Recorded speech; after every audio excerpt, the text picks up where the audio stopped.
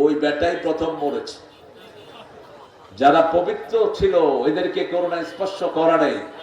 World health centre বলছে do the evolution, ওযু করো, করোনা ধারে কাছেও আসতে পারবে না।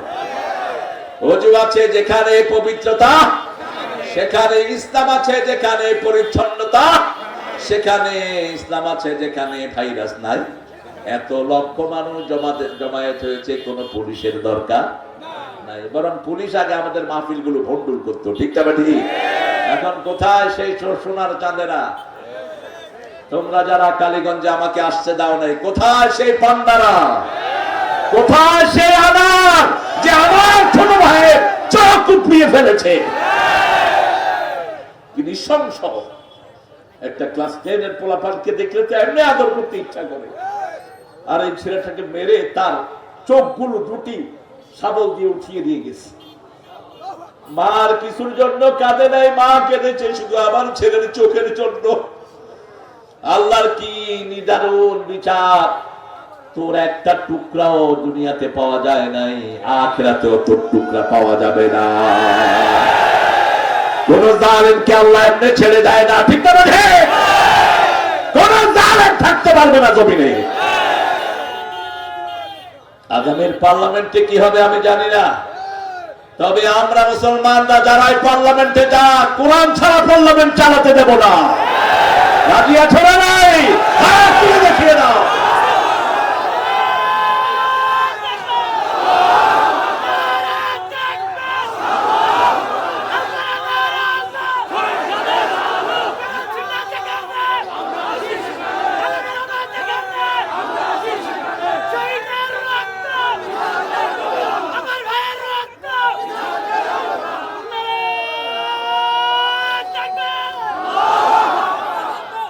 সূরা আনআম থেকে আজকে কথা বলবো, আল্লাহ তৌফিক দান করেন।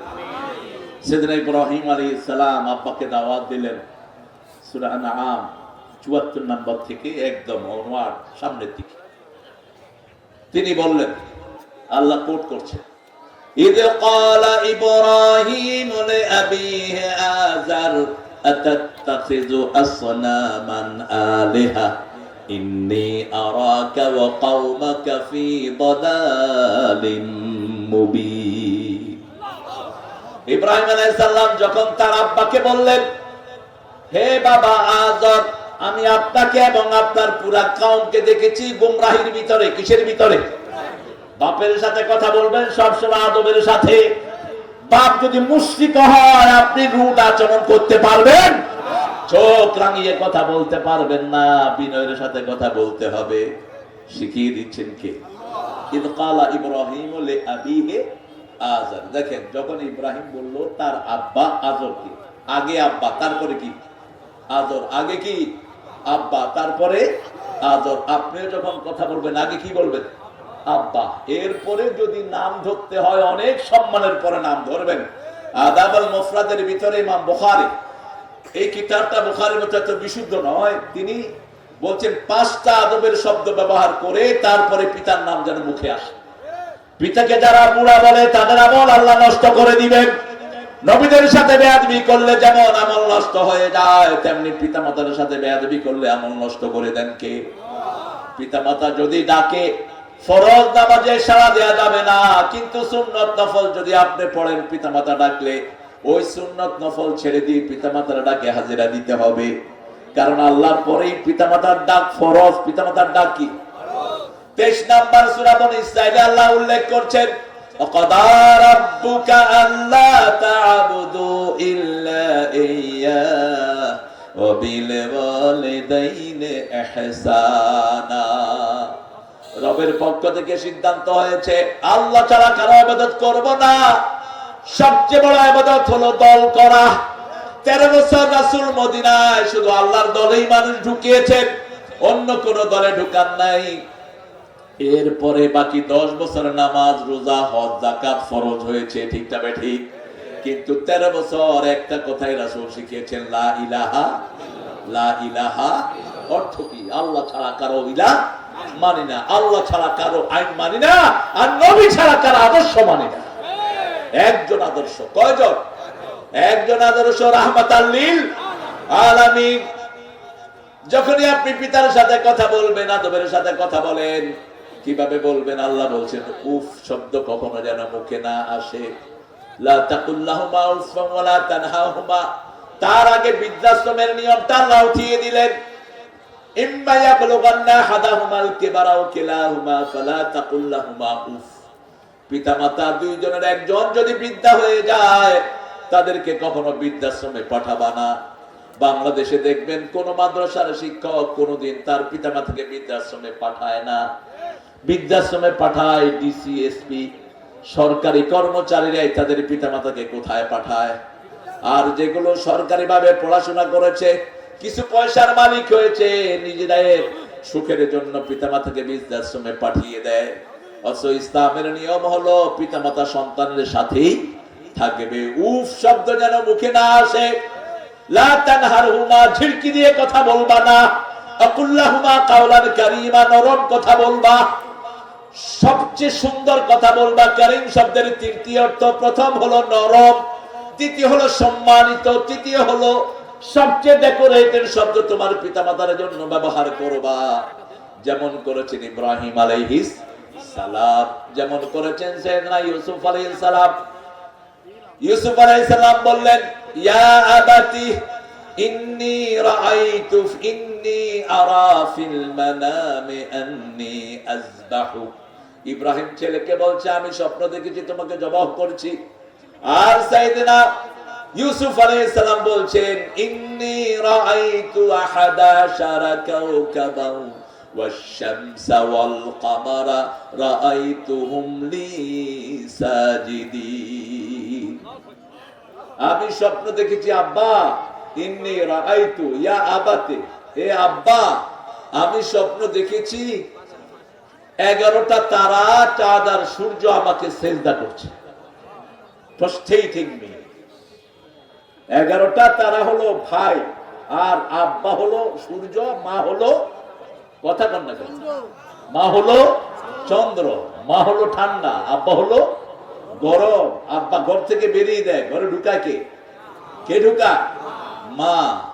ছেলেকে আব্বা মেজাজ করে বের করে দিয়েছে, মা দরজার পাশে দাঁড়িয়ে আছে। কোন রাতে এসে ছেলে একটু মা করবে, আস্তে করে দরজা খুলে ঘরে ঢুকিয়ে দেয়।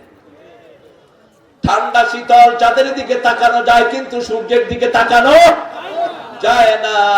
এখানে আল্লাহ বলছেন ইব্রাহিম তার আব্বা আজরকে বলেছে আমি তোমাকে এবং তোমার জাতিকে দেখেছি তোমরা গুমরাহির ভিতরে আছো।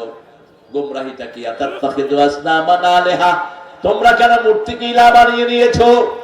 মূর্তির সামনে যাওয়া হারাম, মন্দিরে যাওয়া হারাম, যেতে পারবেন না। মূর্তি দেখাও হারাম। দেখাও কি?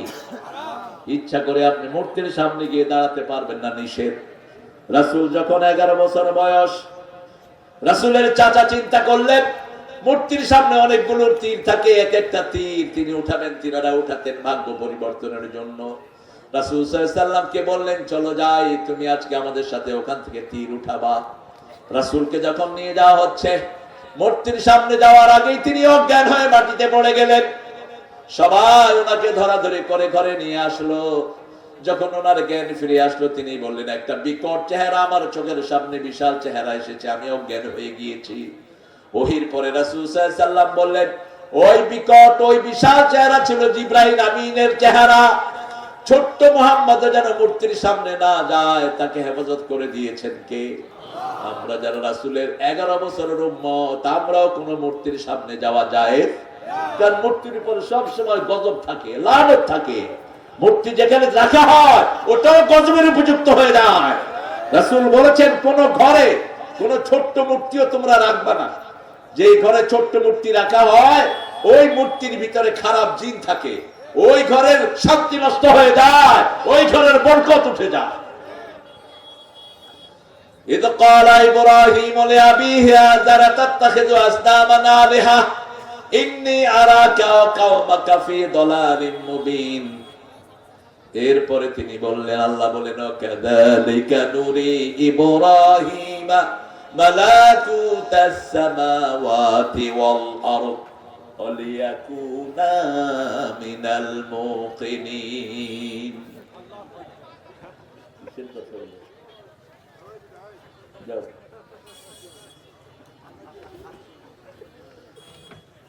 বললেন, আল্লাহ এইভাবে আমি ইব্রাহিমকে আকাশ জমিনের সব গুরু তত্ত্ব আমি তাকে শিখিয়ে দিয়েছি। সুবহানাল্লাহ। কোন বিশ্ববিদ্যালয়ে পড়েন নাই, শিখিয়ে দিচ্ছেন কে? ওয়াকাযালিকা নুরি ইব্রাহিম মালাকুতাস সামাওয়াতি ওয়াল আরদ। আকাশ জমিনের এই যে বিচিত্র লীলা, বিচিত্র বৈশিষ্ট্য সবগুলো ইব্রাহিমকে কে দেখিয়েছেন? তিনি তারার দিকে তাকালেন। ফালাম্মা জান্না আলাইহিল লাইলু রাআ কাওকাবান قال هذا ربي فلما أفل قال لا أحب الآفلين। যখন রাত নিঝুম, কেউ দুনিয়াতে নেই, কেউ নেই, জাগনা, এমন সময় তিনি তারার দিকে তাকালেন। তারাগুলো মিটি মিটি জ্বলছে। তিনি বলছেন, এটা আমার রব। যখন ডুবে গেল, যেটা ডুবে যায় সেটা আমার রব হতে পারে? ডুবে গেলে আমি কার কাছে আশ্রয় চাইবো? ডুবে গেলে আমি আমার রবের সন্ধান কিভাবে পাবো? সবচেয়ে বিচক্ষণ নবী সাইয়েদনা ইব্রাহিম আলাইহিস, তিনি ছিলেন আমাদের ইমাম। আমাদের কি রাসূল ছিলেন সমস্ত মানুষের নবী, আর সমস্ত মানুষের ইমাম ছিলেন সাইয়েদনা ইব্রাহিম আলাইহিস। ইন্নী জাইলুকা লিন-নাসি ইমামা, সমস্ত মানুষের জন্য আমি তোমাকে ইমাম বানিয়ে দিলাম। আল্লাহু আকবার। এজন্য নামাজের শুরুতে ইব্রাহিম আলাইহিস সালামের দোয়া, শেষে আবার ইব্রাহিম আলাইহিস সালামের দুরূদ। ইব্রাহিম আলাইহিস সালামের দোয়া ছাড়া নামাজ শুরু হয় না। 5 ওয়াক্ত নামাজে রাসূল প্রথম পড়তেন ওই দোয়াটি, একটু পরে আমরা পড়ব। যখন তারা ডুবে গেল, উঠলো কি? চাঁদ। চাঁদ দেখা গেল। ফালাম্মা রাআল কমারা বাযিগান ক্বালা হাযা রাব্বি ফালাম্মা আফালা ক্বালা লা ইন লাম ইয়াহদিনি রাব্বি লাআকুনান্না মিনাল কওমিদ দাল্লিন। যখন চাঁদ উঠলো আলোকিত হয়ে, তিনি বললেন, এটা আমার রব। চাঁদ ডুবে গেল, তিনি হেদায়েত চাইলেন কার কাছে? জন্ম থেকে সব নবীকে হেদায়েত দান করেছেন কে? কোন নবীকে গোমরা বলা যায়? সাধারণ মানুষের জন্য যে শব্দ ব্যবহৃত হয়, ওটা নবী আলাইহিস সালামের জন্য ব্যবহার করা যায়? সূরা হুজরাতের 2 নম্বরে আল্লাহ নিষেধ করেছেন, তোমরা এক ভাই আরেক ভাইকে যেইভাবে ডাকো সেইভাবে তোমরা কখনো কোন নবীকে ডেকো না। সাইয়েদনা ইব্রাহিম আলাইহিস সালাম হেদায়েত চেয়েছেন কার কাছে? সাইয়েদনা ঈসা আলাইহিস সালামকে মায়ের কোলে হেদায়েত দিয়েছেন কে? এই সূরা মরিয়ম প্রমাণিত করে জন্ম থেকেই সব নবীরা হেদায়েত প্রাপ্ত। ঠিক না ঠিক? মরিয়ম ছোট্ট বাচ্চাকে কোলে নিয়ে আসলেন। বাচ্চাটির নাম কি? কি নাম? ঈসা আলাইহিস। কি ফজিলতের মহিলা মরিয়ম! আল্লাহ নিজে বলছেন, আমার সৃষ্টিতে মরিয়মের মতো চরিত্রশীল নারী একজনও নাই। আল্লাযী আহসানা ফারজাহা, তার মতো চরিত্র, তার মতো নিষ্কলুষ, তার মতো পবিত্র কোন নারী হতে পারে না। মারিয়াম আলাইহিস সালাম 3 দিনের শিশু অথবা 40 দিনের শিশুকে কোলে নিয়ে আসছেন। ইন্নী নাযারতু লির-রাহমানি সাওমা ফালা উকাল্লিমাল ইয়াওমা ইনসিয়া, আমি কোন মানুষের সাথে কথা বলবো না একদিনের জন্য। কয়দিন? একদিন। যখন শিশু নিয়ে আসলো, লোকেরা বলল, ইয়া উখতা হারুন। উখতা হারুন মানে হলো হারুনের বোন। এখানে মুফাসসিররা বলেছেন হারুন আলাইহিস সালামকে উপলক্ষ্য করে তারা বলেছে, আপনি তো হারুনের বোনের মতোই পবিত্র একজন নারী। হারুন আলাইহিস সালামের বোন ছিল একজন, যিনি মূসা আলাইহিস সালামকে যখন সিন্ধুকের ভিতরে পাঠিয়ে দেয়া হলো, পিছনে পিছনে হেঁটে হেঁটে আসছেন। কি নাম ছিল তার? না, আসিয়া তো ছিল ফেরাউনের বিবি। মরিয়ম। কি নাম? মরিয়ম। এই শুনে তো আলহামদুলিল্লাহ। ওনার নামও কি ছিল? মরিয়ম। এই মরিয়ম পিছনে